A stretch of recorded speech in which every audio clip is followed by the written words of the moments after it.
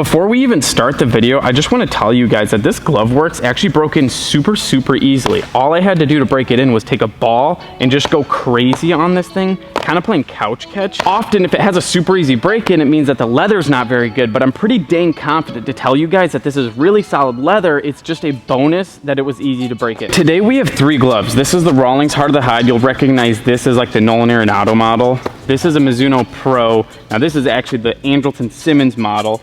And then the Gloveworks. We're actually focusing on the Gloveworks because it's pretty uncommon, so we need to figure out how does it compare to some of our main brands. So the reason we even have the Mizuno is because it has like a similar pattern. It's a 1-hinge style break-in, which is exactly what this Gloveworks is. This is 11 1/4, this is 11 1/2, and then our Rawlings here is actually a Pro 200 pattern.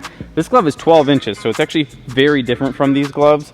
But the leather on this and this are supposed to be comparable. We're gonna see if that's true. Before we take our ground balls, let's actually take a closer look at the glove. Like I said, it's 11 1/4. We got a lot going on actually here in the palm. It says Gloveworks, Gloveworks, Bring It Home, Gloveworks, G091 or G091. But when we actually look at the back of the glove, we have split gray welting, dual welting. The little tan logo right here, I think it's cool. It's honestly really simple because the back of the glove is very plain, but like we said, the palm's kind of going crazy. We're breaking the glove in 2 in the pinky, so the glove is closing about thumb to middle finger, almost the ring finger actually. The pocket itself is like average. We're in Crocs today because I forgot my sandals at home. I'm sorry, don't yell at me. All right, we're actually gonna start with the Simmons model just because I'm familiar with it. I don't know, let's warm up with it. I forgot that I kind of like this glove. This thing is an absolute pancake.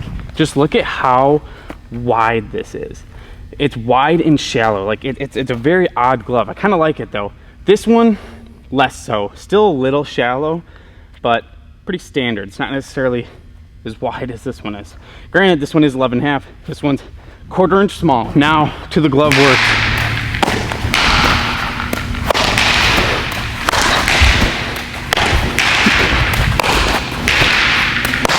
Although I'm not used to like the NP style pattern, this glove is like responding well. When I was first recording this video, backhands were one of the things I was struggling with. With the way it's like pancaked, it felt like it would sometimes hit the fingers and just spin off and roll away. So far, this has been really clean with backhand.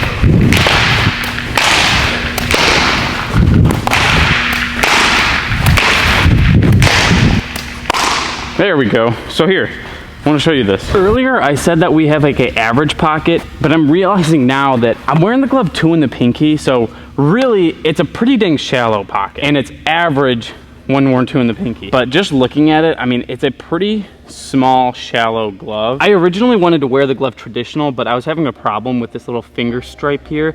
It just is uncomfortable. It wouldn't push down, and so I decided, hey, I'll just go 2 in the pinky, which actually leads me into one of the things that I don't like so much about this glove, so let's talk about it. I actually have 3 total complaints, I guess you could say. The first one, like we said, I can't really put my finger out here. Now, yes, I could, but it's not super comfortable. It's obviously gonna take time to just get that to stay down. I mean, that's how leather works. You gotta teach it. Our power stripe here is actually bulging out, and so it's not super comfortable because it just doesn't really stay down. That's not really my biggest concern. Over time, you would get that to just go away. My biggest concern is actually the finger stalls. So it's almost like it was made for a youth hand, because when I go to put my hand in here, it stops like right here. This is where like the tip of my finger is, and it's not really going any further. In the end, my hand only goes down this far. I would like it to go further in, but it's just not. That's another reason why I decided to just go 2 in the pinky, because when I do wear it 2 in the pinky, it feels normal. When I first got this glove, I thought that somebody was already wearing it and that's why it felt like that, but it turned out that's just how it felt to begin with. If you worked really hard, you could wear it traditional and shove your hand in all the way. It just is gonna take extra work and it's kind of inconvenient. Now let's get on to my third and final complaint. The word complaint makes it sound like everything's so bad. Issue, maybe issue is a better word. So our last issue is actually the finger insert. So let me show you. I've been trying to curl these quite a lot, but they just won't. They're staying straight. The thumb and the pinky, on the other hand, have been great. I mean, if you wanted to flare it, you can. If you want to curl these in, you can. But these fingers really don't work. No, they don't work. does that mean? What I'm trying to say is that the fingers aren't molding like I want them to, and I think it's just because they're a little cheap on the inside. In the end, all of our problems have to do with fingers. It's can't stick the finger out, the finger inserts don't feel very good, and then the finger stalls are kind of uncomfortable, too tight. And none of them are a huge deal. What really matters is the leather. So if the leather's bad, the whole glove is bad. Let's compare this thing to the Rawlings Heart of the Hide, because like I said, that's what they're saying it compares to. So to compare the leather, we're taking our Nolan Arenado model and the Gloveworks, obviously. So this one here, it actually feels a little bit different than your typical Heart of the Hide because it's almost more oiled. You can kind of see it's like scratch and whatnot, like look at. So it's almost like this leather is a lot more dry than this one, but other than that, they should be comparable. Let's see if it's actually true. So these glove sizes are obviously very different. So we're basically just gonna be disregarding size completely. Every guy's dream.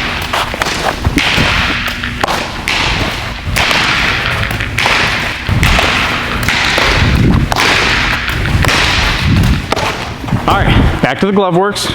Of course, 2 in the pinky. I've never had that happen before. The ball hit up at the top of the web and it literally pushed the thumb underneath this finger lace. So it's just like closed by itself. That is so weird. Let me just say, these gloves literally feel nothing alike. We need to go ahead and just grab one of my other Heart of the Hides because maybe it's that oiled leather that's really throwing me off. So 1 second. So this wasn't a very good comparison. This is gonna work a lot better. This is another Pro 200. It's 11.5 inches. The leather is already a little bit more similar. I kind of see what they're saying. Just to be clear, everything on this glove is pretty solid. The laces, they're pretty solid. The shape of the glove for an NP pattern, really solid.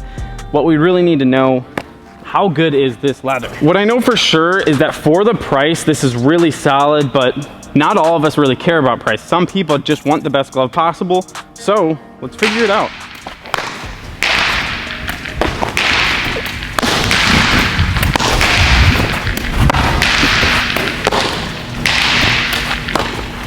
All right, I've made up my mind. To say that these 2 gloves are pretty comparable isn't that much of a long shot because the leather itself is pretty close actually. The difference comes in everything else basically.